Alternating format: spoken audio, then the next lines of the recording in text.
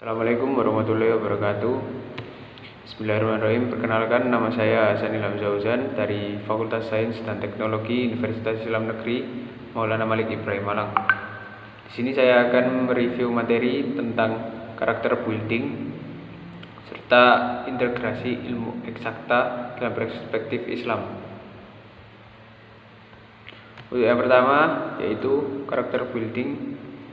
Yang pertama adalah sifat karakter dan pendidikan karakter.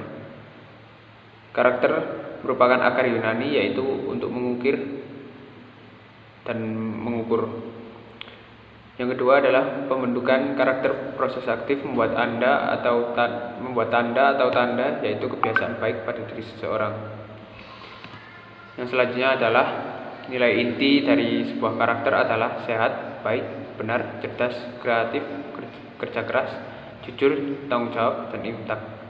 Yang terakhir, pendidikan karakter versus edukasi akademik. Untuk yang selanjutnya yaitu 4 modal strategis atau model mental. Yang pertama adalah sumber daya pengetahuan, yang kedua sumber daya manusia, yang ketiga modal budaya, yang keempat kelembagaan. Yang selanjutnya adalah keterampilan abad. Yang pertama, ways of thinking, yaitu creativity and innovation. Yang kedua, critical thinking, problem solving, decision making. Selanjutnya, learning to learn serta metacognition. Yang kedua yaitu ways of working, yaitu apa saja communication, collaboration. Selanjutnya adalah tools of working. Yang pertama yaitu information literacy serta ICT literacy. Selanjutnya adalah living in the world. Yang pertama adalah citizenship. Yang kedua life and career. Yang ketiga personal and social responsive. Selanjutnya adalah prinsip utama pengembangan suasana akademik. Yang pertama yaitu menyeluruh, berorientasi pada perkembangan kognitif, perilaku efektif, dan damai secara keseluruhan. Yang selanjutnya yaitu partisipatif, memberi ruang bagi siswa untuk bereksplorasi, berbagi, dan bekerja sama. Yang selanjutnya adalah kooperatif, yaitu memberi siswa ruang untuk belajar dan bekerja sama daripada bersaing. Yang keempat, pembelajaran dengan pengalaman langsung di kelas sehingga pengajaran langsung dapat diminimalisir. Yang selanjutnya adalah prinsip pendidikan karakter. Yang pertama yaitu unik.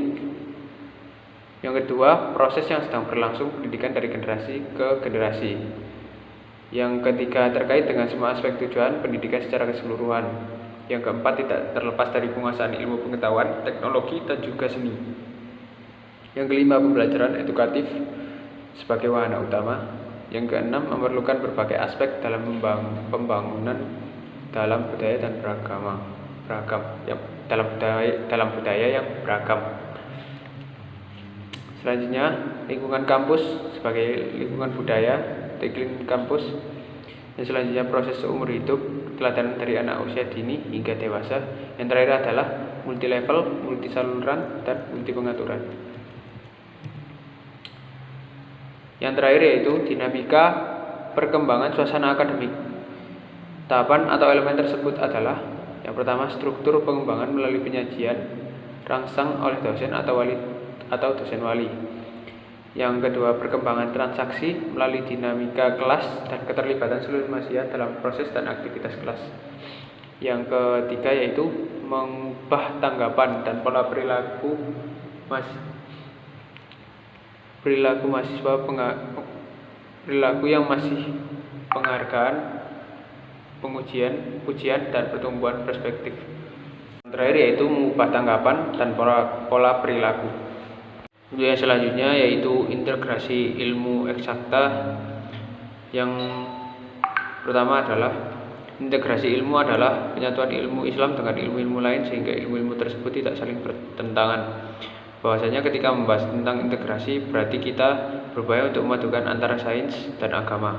untuk menciptakan format baru yang berhubungan antara sains dan Islam dalam upaya membangun kembali sains Islam yang selama ini dipandang tidak ada. Konsep integrasi ilmu, adanya anggapan sebagian masyarakat bahwa ilmu terdiri dari ilmu agama dan ilmu umum yang sampai sekarang masih menjadi perdebatan yang tak kunjung usai. Ilmu juga menjadi jejaring yang saling mengisi nilai etika atau akhlak. Adanya tantangan yang harus dihadapi umat Islam yang berkaitan dengan ilmu agama Islam menempatkan ilmu dan ilmuwan dalam kedudukan yang tinggi dan sejajar dengan orang-orang beriman. Selanjutnya, yang terakhir untuk studi kasus yang berkaitan dengan Al-Quran untuk integrasi ilmu adalah tantangan yang harus dihadapi umat Islam yang berkaitan dengan ilmu, yaitu agama Islam menempatkan ilmu dan ilmuwan dalam kedudukan yang tinggi serta sejajar dengan orang-orang beriman.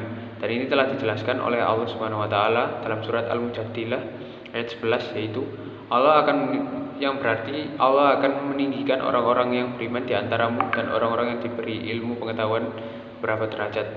Sekian dari saya. Wassalamualaikum warahmatullahi wabarakatuh.